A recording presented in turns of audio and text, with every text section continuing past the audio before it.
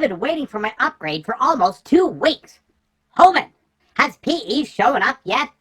No, not yet. What did you order anyways? Why, wheels, of course.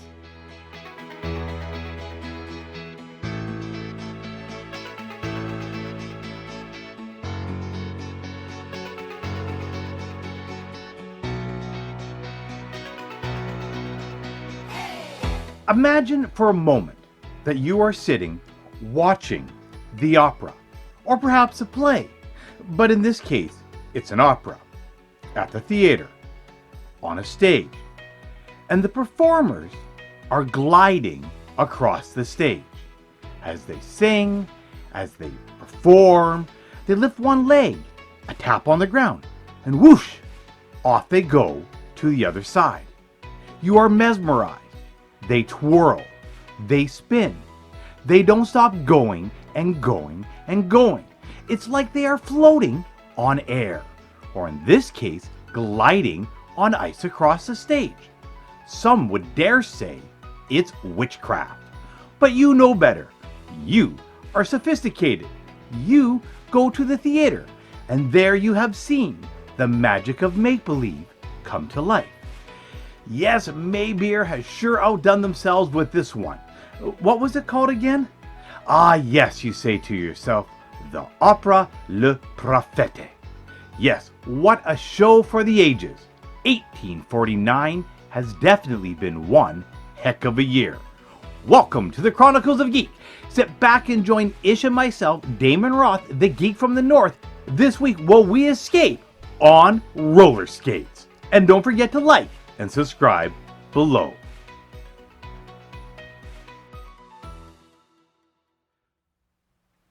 Before hoverboards, before indoor ice rinks, way before anyone had ever stood on top of Everest, well before Tolkien set Frodo off on a little outing, and about a decade before the Iron Horse made the first trip across the continent, somebody, details on that on a bit, but somebody decided that they wanted to feel the wind through their hair, to feel it hitting their face, but to do it in a way that was totally of their own volition, their own control.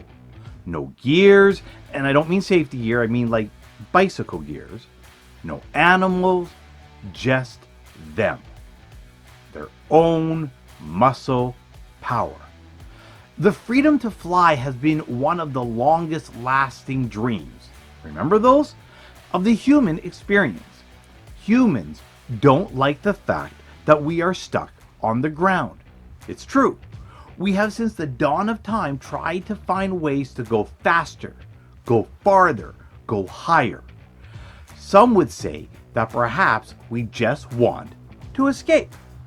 In recent times, what once was a popular pastime, before it was a popular pastime, has once again become a popular pastime.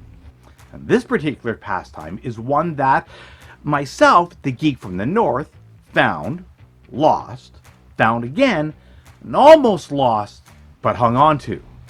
And if you've been paying any attention to this show, you know that my spouse and I are avid fans of this particular escape. Roller skating. Yes, we, my spouse and I, are part of a group of folks that love to strap 8 wheels to their feet in pairs of 2 side by side, quads they are called, and we either go really, really fast or dance like it's Saturday night and nobody's watching. Roller skating, which saw its second meteoric rise in the 50s and 60s, hitting the peak with disco in the 70s, has come back around in 2021. You see, in 2021, with the pandemic in its second year, roller skating has seen its third meteoric rise in popularity. So much so that even ordering a pair of roller skates, especially custom ones, can mean weeks or months of delays. Now, although much of mainstream media would tell you that roller skating all but disappeared except for some hardcore old schoolers out on the West Coast and derby players, and it only reappeared in the pandemic, well, in reality, it never went away at all. Pages like Together We Skate on Facebook can fill you in with all the historic details, but a quick and short form of history shows that during the 80s, 90s, 2000s, up until recently, roller skating was kept alive in the inner cities and industrial parks of America. Only what appears to be the systematic racist lens of media of the day, up until recently, kept it from the spotlight. It was literally oppressed into the dust of histories by those who did not understand the culture and the people that had embraced it. So credit definitely must be given to the communities and the individuals that kept this escape alive and rolling. Thank you. Randall Quizomatic for today. Question number 1. And by the way, humans, I am supposed to be more personable and say, hello, how are you doing? There, I said it. Question number 1, and we're starting with a hard one, humans. Who wrote the opera that first had roller skates in it? Fine, I'll give the 3 choices, human. A. Mary Bear, B. Shakespeare, or C. Andrew Lloyd Webber. Oh, I like that guy. He makes good plays. Randall Quizomatic question 2. And now an easy one. The human may be doing. A pair of roller skates has how many wheels in total? A pair of roller skates has how many wheels in total?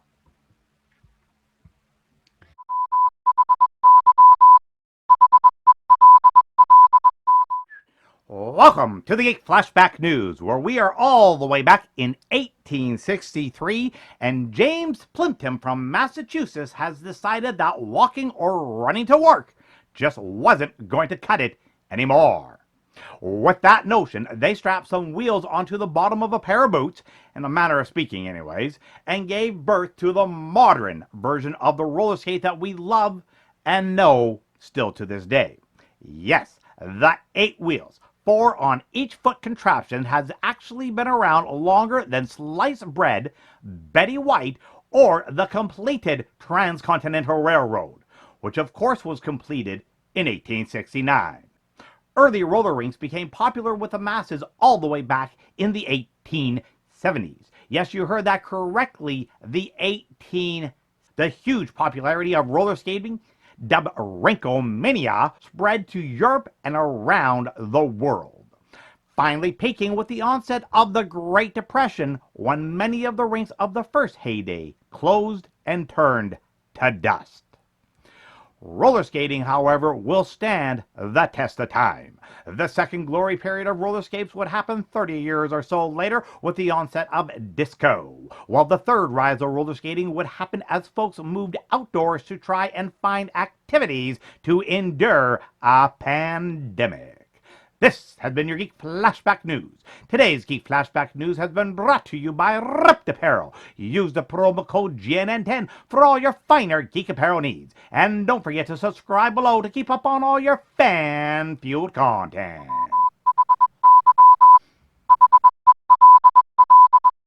Randall Quizomatic question 3 for 50,000 points. I have no idea what questions 1 or 2 were worth. I forgot to write that down. Irrelevant. In what year were the modern roller skates, is invented the right word? I mean, this individual perfected these devices, but yes, let's go with that. In what year was the modern roller skate design perfected? Okay, we have been working on this little Star Wars theory of mine for a couple of weeks now, and now that we are approaching the end of May the 4th be with you, it's time to wrap this one up. So okay, let's recap. We know that in the Star Wars universe, the Force is real. There are good and bad people, and that good and bad things happen. We have also established that there are folks in the Star Wars universe that can navigate hyperspace using the Force. For examples of this include the Navigators Guild, the Pathfinders, that Captive of the Nil that we talked about from the Light of the Jedi, and last and definitely not least on our list, the Chiss and their Skywalker. And this is where we jump into the round of theory through extrapolation. Remember, there's two types of people in the world. Those that can extrapolate. Now, we know that for a fact that spaceships in the Star Wars universe disappear and crash all the time. And in some cases, they have kids on board. We can refer to the novel Light of the Jedi, or we can even refer, going back to some canon that just been come back in, to the Ewok adventure movies from the 80s for this correlation. You ever going to get to the point? I'm waiting on the edge of my seat here. Yes, we're getting there. One last thing we need to consider, though. The Chiss, although they claim to be a non-aggressive species, are anything but. Cross the Chiss and they will devastate everything you love and, just in case, hate to make sure their point is made. Now, we can assume that throughout the history of the Chiss, which spans thousands of years, a way more stable government than anything the Sith or the Republics have ever come up with, what spans a long time, we can assume that in that time period, the Chiss have encountered non-Chiss Skywalkers. Actually, we know they have for a fact. Remember the navigators that they hire. So, the only assumption we need to make then is that somewhere in some point in time it is plausible for them to have encountered a crashed ship, perhaps a child that was adopted into one of the Chiss households, again something that is referenced in the Chiss novels, or the Thrawn novels. And again, we know that the Chiss are generally at war with somebody, so somewhere in their history, it's very conceivable that one of their warships with a Skywalker on it was captured or crashed. This is actually referenced in the Thrawn novels again, as the Skywalker children, the Chiss navigators, live with this fear. So let's say that somewhere in time this happened, that a human was absorbed into a Chiss house. And then a few generations later, an offspring of this human, now a Chiss Skywalker, a young female, is lost to space. Either captured in battle or crashed, but she is found and promptly made a slave. Yes, I am saying, are you ready? That it is very plausible that Shmi Skywalker, whose own official canon states that she was born on an unknown world and that her and her parents, air quotes, were captured by pirates and forced into slavery when she was just a young girl. I mean, it makes sense. She was a young kid. She's been captured. They ask, "What's your name?" And that's what she replies, because that's her culture. Fast forward a few years, and here we are. The Force works in mysterious ways, and we know that it is conceivable that Shmi Skywalker, before she became a captive or a slave, was a Chiss Skywalker. Of course, she gives birth to Anakin, who in one way or another did bring balance to the Force.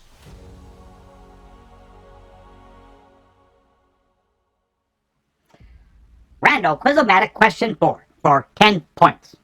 Who was Shmi Skywalker? In short form, why was she important to the Star Wars universe? That's a very odd question, human. This week, for the Geeks Like Us segment, I found a whole whack of geeks that love to roll. It's surprising on just how many folks there are that like to strap wheels on their feet and be free. It has become one of the world's favorite pastimes again, and there are no signs of it slowing down. So enough of the intro, let's just roll right into it.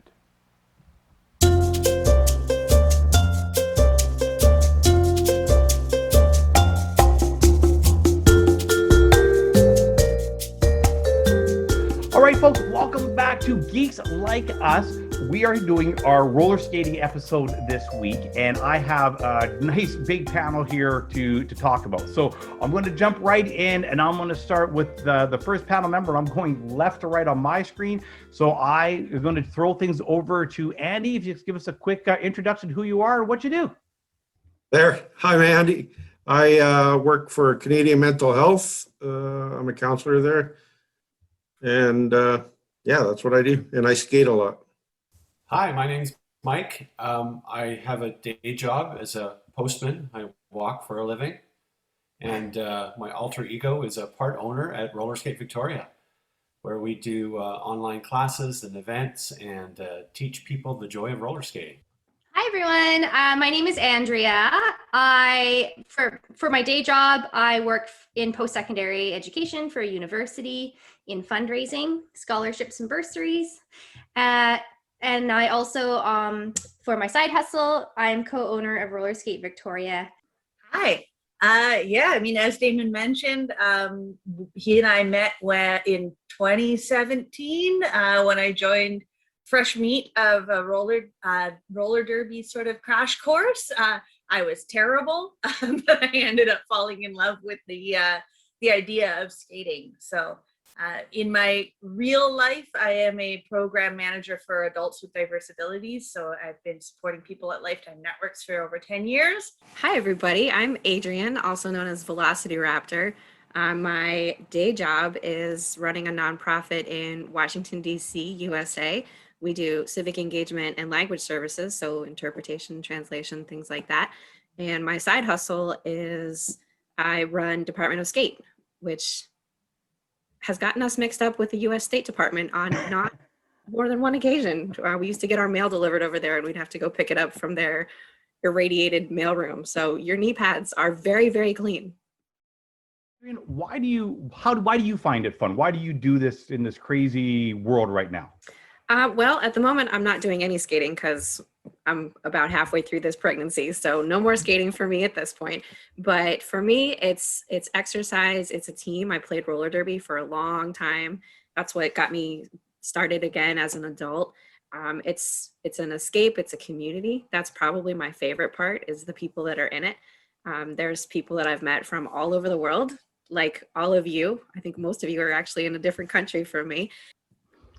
Absolutely. I think a few of us definitely can have some stories about how we've met some folks from other countries, other places. Nicole, you were telling me one of your favorite memories of skating when we started doing some long distance skating. And seized, we'd put new bearings in, and lo and behold, it felt like flying again. And that was an amazing experience. That ability to I'm not a fast runner. Most people would define me as a sloth in like every other parts of my life. But that ability to move with grace and to just fly, feel the wind in your hair again. That's what I live for. I love that moment when that happens, heading bombing down a hill and suddenly you just feel like you're unstoppable. It's an amazing experience. Absolutely.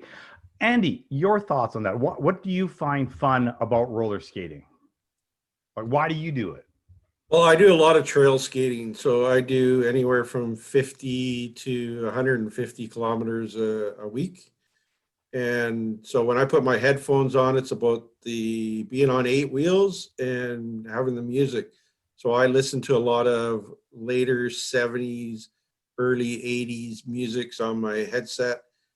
And it brings me right back to my childhood at the roller rink. So all those memories of being at Stardust come back with the music and the wheels.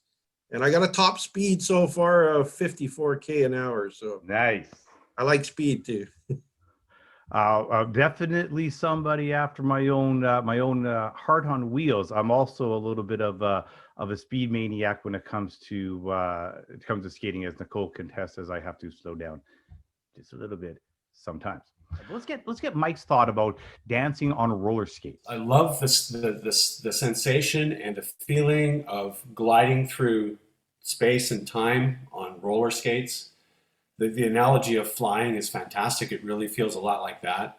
And I've never been a very good dancer before, so being able to do that on roller skates has really opened up a whole new world for me. Anything else you want to add about roller skating? Nicole, I'm going to jump down to you, and then I'll make my way around, but don't worry, I'll tell you who's going to come up next. So Nicole, you're out first. So anything I want to tell people about roller skating? Yeah. If you've ever been curious about it, try it. It really isn't that hard to pick up. You have to be confident with yourself, or at least willing to give yourself the benefit of the doubt that you'll learn it eventually. Wear a lot of protective gear when you get started. You're going to fall. It's going to happen. But if you choose to cheek or choose to fall forward, if you've got your protective gear on, then you're going to be okay. And if it's ever intrigued you, just pick it up. It's so much fun. Nice. Mike, your thoughts? I really enjoy like I think I mentioned before, the sensation of gliding through time and space on roller skates. There's no other experience like it. It's a calming, relaxing feeling. It's almost like being rocked like a baby in a cradle. It's just a lovely, lovely experience, and I highly recommend it for anybody who wants to try it. Adrian. I would say get out there and do it, and connect with as many people as you can. There are a ton of experts in all of these groups and in all of these cities, and every single one of them is really excited to have all of these new people joining. So don't give up. Come find us. We love teaching. We will talk your ear off about literally everything, and just give you a waterfall torrent of more information than you could ever want. And that's how you learn and have a great time. Can't wait to see you out there. Exactly. Andy, what about you? In my opinion, with COVID going on right now, mental health is so important. And for me, my mental health, getting out on the trails, getting some tunes going in my head, feeling that air, not so much through my head hair, my face hair, and just being free out there and enjoying it is so good for my mental health. So Nice. Exactly. I totally agree. The mental health aspect of all of this is definitely one of the main reasons why we all escape. Andrea, last closing thoughts to you. Yeah, thanks. I was actually really glad to see that, you have a show about geek things, and you wanted to talk about roller skating. And I was like, that makes sense to me. Because we get so hooked on roller skating, and like there's certain people that I meet that try skating and they're just like, it's okay. But then there's other people that try it and get hooked, and it becomes an obsession, right? And those are the people I bestow the title upon as skate nerd. And it's a term of endearment to me. So when you mentioned this show, I was like, yeah, that totally makes sense to me. Like we're nerdy about it. We nerd out on it. Like we want to talk about the physics of skating. We want to talk about the equipment. We want to start collecting all kinds of skates and parts, like you would collect, I don't know, comic books. I don't know much about geek stuff, but I am a skating geek. And the other thing I wanted to say, just to jump on what Mike had said about skating feeling like a form of flying, and it's a sensation of the movement. The geeks will enjoy this. There's a YouTube video that I saw about this skater who's an inline skater in San Diego. He goes by Slow Mo. He was a medical doctor, and he left everything for a life of living at the beach and roller skating up and down the path. And he describes the sensation of roller skating in a very scientific way, and explains why we love it so much. And I really encourage everyone to check that out. When I first saw that, I was like, yes, he just explained in words what I have been feeling my whole life. So nice. Awesome. This is me nerding out. I'm nerding out. We're skate geeks. We're skate nerds. Exactly. Again, everybody, thank you so much for joining us here on the Chronicles of Geeks. Geeks like us, as you heard, we're all geeks. And so that's it. And we will be back next week with an entirely different segment for something that we don't know yet.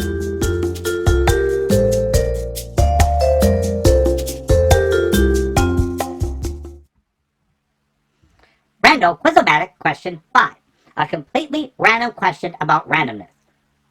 What year were the first modern Olympics held? I ask because roller skates are coming back to the Olympics. So what year was the first modern Olympics held?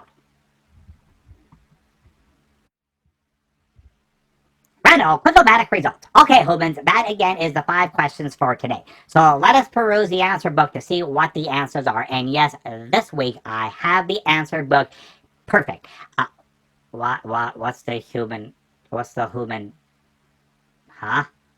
This week's Random Quizomatic is brought to you by MetallicDiceGames.com. If you need dice or other gaming devices, use the code GNN and bound on over to our favorite little gaming site on the net for 10% off all your gaming needs. All right. Okay, then. Question number 1. Who wrote the opera? Meyerbeer. That's Meyerbeer. That's Meyerbeer. Question 2. Number of wheels on a pair of roller skates. And that is 8. 4 on each skate.